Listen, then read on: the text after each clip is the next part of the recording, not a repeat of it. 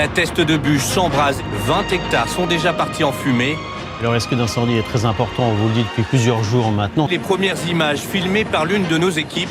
Une épaisse colonne de fumée s'élève au-dessus du bassin d'Arcachon. Peu après 15h30, 2 feux simultanés se déclarent à la Teste de Buch ainsi qu'à Landiras. 24 heures après, la forêt est toujours la proie des flammes. L'incendie reste indomptable. Les soldats du feu sont à la lutte, mais les conditions ne sont pas réunies pour parvenir à le maîtriser. À ta gauche, il crache.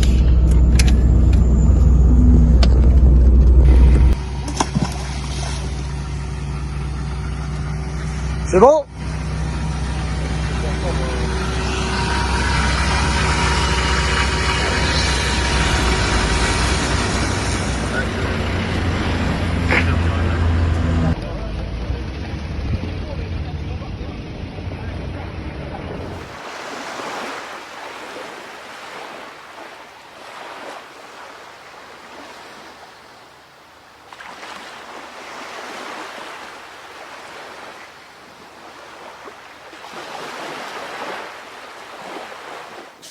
C'est le chef Codis. Arrêtez de penser à Nexis. Ça rigole pas? Ça va? Ça va et vous? Très bien. Alors attendez, je regarde. À l'entrée de la rue du Cormier, mais vous êtes à quelle hauteur?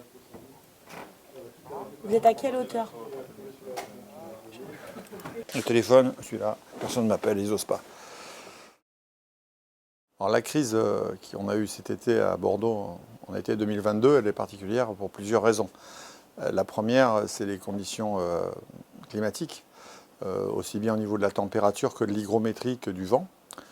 Et ce sont des feux en région bordelaise qui d'habitude ont lieu au mois de mars-avril parce qu'il y a beaucoup de travaux de sylviculture. Il n'y a pas de science exacte dans le feu de forêt, c'est des activités qui dépendent de l'humain. Donc comme vous le savez, l'humain n'est pas toujours de façon rationnelle dans tous les domaines. Et ces feux, leur origine, comme il n'y a pas d'habitude de nombreuses mises à feu, puisque ce sont des forêts qui ont une rente et donc qui ont une valeur, les gens sont prudents. Ils sont prudents et sensibilisés. Aujourd'hui, Bordeaux a été sensibilisé parce qu'il y a eu des feux, mais je dirais que c'est un peu l'histoire des sapeurs-pompiers, l'histoire du risque. On ne veut jamais voir le risque, on pense qu'il n'arrivera jamais parce qu'on a été préservé depuis des années, et c'est une analyse qui s'avère peut-être juste statistiquement, mais fausse humainement. De plus en plus, le feu de forêt arrive comme étant une thématique que les gens commencent à appréhender. L'appréhender sur le fait de dire que ce n'est pas qu'une hypothèse et que c'est concret, et l'appréhender en disant on peut peut-être faire quelque chose. Donc voilà, dans le volet communication, dans nos choix de gestion, c'est vrai qu'il y a moins peut-être de critiques qu'il n'y avait par rapport à une certaine époque. Mais c'est vrai que voilà, aujourd'hui encore, il y a des espaces que quand on va les débroussailler ou quand on va demander à ce qu'ils soient débroussaillés si on fait appliquer une réglementation, il y a toujours des oppositions par rapport au volet paysage, par rapport au volet écologie, par rapport à pas mal de choses. Et un des arguments principaux qu'on ressort, c'est que c'est le feu qui détruit notamment la biodiversité et les paysages. C'est pas le débroussaillement. Un débroussaillement, c'est une opération sylvicole qui va viser à diminuer la masse de combustible et à ménager les espaces à proximité de la maison, d'une route ou autre.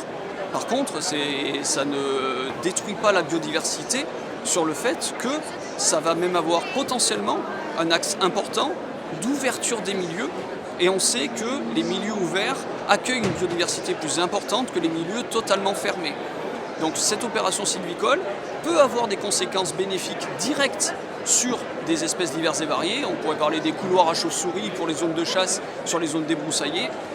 Et par contre, c'est aussi peut-être des feux qui n'ont pas démarré ou qui ont pu être arrêtés plus rapidement, ou faire que les pompiers n'ont pas eu à se concentrer sur la défense de l'habitation qui a été débroussaillée pour pouvoir aller lutter contre le front de flamme et avoir peut-être économisé ainsi des centaines d'hectares qui ne vont pas avoir brûlé. Et au milieu de ces centaines d'hectares, là, il y avait un nombre d'espèces végétales et animales qui était très conséquent, qui auraient périclité par le feu et qui là ont été préservés.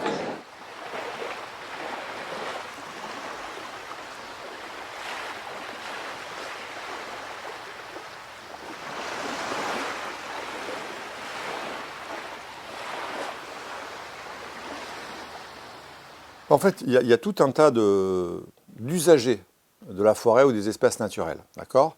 Il peut y avoir d'abord des propriétaires qui ne souhaitent pas perdre ou qui ne souhaitent pas que leur terrain soit endommagé par une route qui ouvrirait un espace où ils préfèrent être les seuls à aller ramasser les champignons, par exemple. Mais ça peut être aussi des raisons économiques, parce qu'ils ont comme projet de construire une maison plus tard, ou de développer un hôtel, ou d'attendre que ça devienne constructible. Enfin, on peut avoir des différentes, possibilités. Ou alors, c'est une société de chasse qui ne veut pas que les animaux puissent partir, parce que c'est assez giboyeux et qu'une route, ça leur permettrait plus facilement de partir. Ou alors, des gens de défense du patrimoine, de l'écologie ou de l'habitat qui disent « Ah non, attention, là, il y a la grenouille spécialisée, là, il n'y en a qu'une dans le monde, si vous faites une route, elle va mourir. » Donc, il y a beaucoup de tensions sur les utilisateurs de la forêt. Et chacun a le droit d'utiliser la forêt. Et toute la difficulté pour les autorités publiques, c'est d'arriver à trouver un équilibre. Et trouver un équilibre, ce n'est pas uniquement au niveau de la prévention. Parce que là, je vous parle des dispositifs qui pourraient exister au niveau de la prévention. L'idée dans l'aménagement du territoire au niveau de la DFCI, et notamment l'aménagement des massifs, c'est essayer de travailler sur des endroits identifiés pour diminuer les départs de feu. C'est notamment le cas autour des voiries. Et créer ce qu'on appelle des points de rencontre pour les pompiers. Le point de rencontre entre l'endroit où on peut lutter en sécurité pour un pompier par rapport au feu qui arrive. Donc quand on arrive à aménager ces espaces-là, on peut arriver à faire quelque chose d'intéressant. On sait très bien que cette prévention, elle est faillible. Même si nous ne sommes pas les seuls. La prévention, il n'y a pas que les pompiers qui la font. Il y a l'écologie, il y a tout le monde, enfin la police, la gendarmerie fait aussi des mesures de prévention, ils donnent des messages d'information à la population, les radios le font, les médias le font, et tant mieux, on ne les a jamais assez. Mais ce n'est pas une compétence exclusive. Nous, sapeurs-pompiers, on a une compétence exclusive, c'est celle d'éteindre. Les moyens d'incendie, ce ne sont que les nôtres. Et donc, on a un deuxième panneau, ça c'est le panneau prévention dont je viens de vous parler, ce qu'on appelle la prévision, c'est de dire, voilà, malgré tous les efforts qu'on a faits sur la prévention pour éviter que le feu n'éclose, il a éclos, donc il faut qu'on l'éteigne. Alors, il n'y a pas palissade, hein. Pour éteindre les feux, en général, il faut de l'eau. Donc, est-ce qu'on a de l'eau là où il y a? Probablement un feu un jour. S'il n'y a pas d'eau, comment on fait? Est-ce qu'il faut qu'on fasse une citerne? Alors on va dire, mais la citerne, le paysage est magnifique, pourquoi vous allez mettre du béton? Ou pourquoi vous allez mettre une verrue là? Mais je le comprends. Sauf qu'après, il ne faudra pas venir nous voir en disant « mais il y a eu le feu, oui, mais on savait qu'il n'y avait pas d'eau, on vous a dit qu'il fallait mettre une citerne, vous n'avez pas voulu. » Ah oui, mais sur mon terrain, vous ne mettrez pas de citerne, monsieur, ça va enlever la valeur de mon terrain. Ah, mettez-le sur le voisin, mais le voisin, il va vous dire la même chose. Pourquoi voulez-vous qu'il y ait quelque chose sur moi? Vous comprenez? Donc, à un moment donné, le problème, c'est que l'intérêt général, il ne doit pas se faire au détriment des intérêts particuliers, mais par contre, tout le monde doit comprendre que l'intérêt général, il est général. Or, chacun veut qu'on protège sa maison, on ne prenne pas l'eau de sa piscine, mais s'il n'y a pas de l'eau sur son poteau d'incendie, il faut qu'on se débrouille. Bon, moi je veux bien, on peut se débrouiller. Hein. Mais si on se débrouille, ça veut dire qu'on va aller chercher de l'eau là où il y en a, et on va peut-être perdre 10 ou 15 minutes avant que nos pompes soient vraiment en action et qu'on ait suffisamment d'eau pour éteindre un incendie. Et derrière ces mesures de prévision, il y a aussi tout ce qui concerne les accès, tout ce qui concerne la sécurité aussi de nos personnels. Par exemple, dire on fait une piste, ça ne suffit pas. Quand on a 10 ou 20 camions qui sont sur cette piste, si le feu arrive et que l'intensité du feu est telle à cause des vents, à cause de la chaleur, à cause de tout ce qui peut se passer sur l'incendie, il faut qu'on fasse demi-tour, il faut qu'on ait des aires de retournement. Donc il faut encore des dizaines de mètres carrés pour que les camions aient la possibilité de tourner. Question simple, est-ce qu'il faut que 2 camions puissent se creuser sur une piste? Ah oui, là c'est la double de la piste. C'est plus 2 mètres ou 2 mètres 50 pour un camion, c'est 5 mètres ou voire 6 mètres. Donc tout ça c'est classé, tout ça, ça existe. Ben, sauf que l'application pratique, c'est pas toujours facile.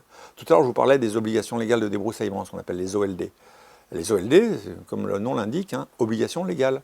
Sauf que la mise en pratique d'une obligation légale, c'est quand vous avez un propriétaire qui a une maison qui est juste à côté d'un village, qu'on sait très bien que cette maison a un jardin avec beaucoup d'arbustes ou de végétaux qui vont s'enflammer parce que ce sont des essences inflammables.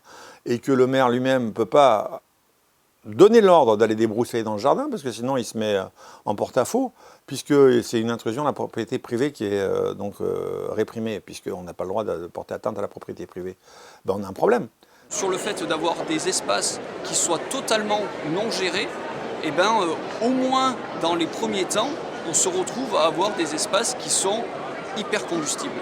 Hypercombustible parce qu'avec une densité de végétation herbacée ou arbustive qui correspond à ce semi-ligneux, qui est en fait très très combustible, qui vient vraiment nourrir le feu et qui peut correspondre à des zones problématiques. Par contre, ce qu'on se rencontre à l'expérience, c'est que les forêts qui sont gérées durablement, elles ont une capacité de résistance et de résilience qui est bien meilleure.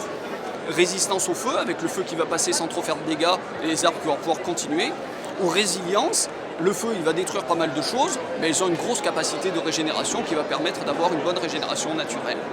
Et donc dans ces deux cas de figure-là, le fait d'avoir des forêts adaptées qui soient plus résistantes et plus résilientes, quand elles sont gérées durablement, eh bien on se rend compte que les forêts où il y a eu des travaux, des prélèvements, on se retrouve à avoir une forêt qui est moins vulnérable. Une forêt, c'est pas un espace qui est uniforme. Au sein de cette forêt entretenue, il y avait aussi des zones non entretenues. Et donc là, on est toujours sur la quadrature du cercle.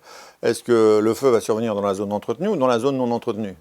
Et une fois qu'il est dans la zone non entretenue, est-ce que du coup, il aura un potentiel calorifique suffisant pour se développer à la zone entretenue? C'est un petit peu ce qui s'est passé. Donc là, une fois de plus, on a aussi tout un tas de personnes qui s'approprient l'espace et qui y vivent. Donc il y a des gens qui considèrent que, par exemple, faire une piste pour qu'un sapeur-pompier puisse, avec son camion, aller éteindre un feu s'il y a un feu, c'est du grand n'importe quoi, parce que pourquoi faire des pistes et casser la forêt, et les pompiers, ils en cassent des bruits autrement. Bon, moi je veux bien tout entendre et tout comprendre. Maintenant, il est vrai que ça m'est arrivé, sur un feu, de demander à ce qu'on fasse une piste avec un bulldozer. C'est vrai que j'ai quelqu'un qui s'est mis à travers le bulldozer, donc c'est les gendarmes qui ont été l'enlever, parce qu'à un moment donné, il faut arrêter de plaisanter. Parce que si on n'avait pas fait cette piste qui nous a permis d'éteindre le feu, on aurait fait 4000 hectares de plus. Donc vous voyez, c'est toujours une balance, c'est toujours un équilibre, entre un rapport, entre qu'est-ce qu'on risque de perdre et qu'est-ce qu'on peut gagner. Mais il n'y a pas de garantie. Quand il y a des lois, elles sont là pour être appliquées.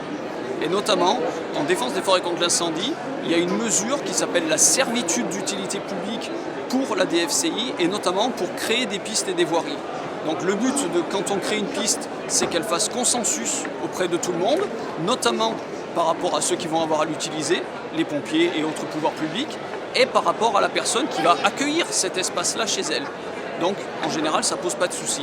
Si jamais ça pose un problème, il existe la servitude DFCI qui permet, entre guillemets, le passage en force, en disant c'est tellement important pour l'intérêt général qu'il y ait cet axe de circulation pour les pompiers, et bien qu'en fait on va imposer une servitude DFCI et le propriétaire il va effectivement subir cette piste DFCI alors qu'au départ il ne la voulait pas. Alors que cette piste elle va aussi bien sûr permettre la défense de son propre bien qui va rester de part et d'autre de cette piste DFCI. Donc voilà, donc il existe des voies réglementaires pour permettre de le faire appliquer et donc en fait le jour où on a une piste DFCI, une citerne DFCI ou un axe de coupure qui a été identifié, ça ne se fait pas au doigt mouillé dans le coin d'un bureau. C'est après une longue réflexion en indiquant c'est à cet endroit-là et pas ailleurs qu'il faudrait la faire. Donc en fait, ça veut dire qu'elle a un emplacement stratégique et pour le bien commun, il faut qu'elle soit réalisée à cet endroit-là.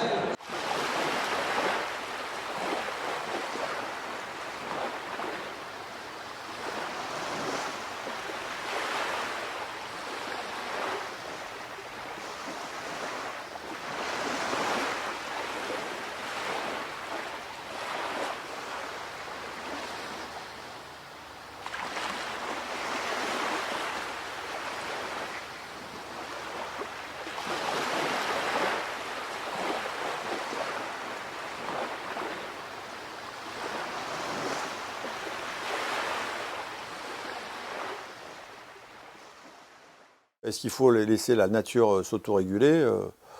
Écoutez, c'est une question très philosophique que vous me posez là.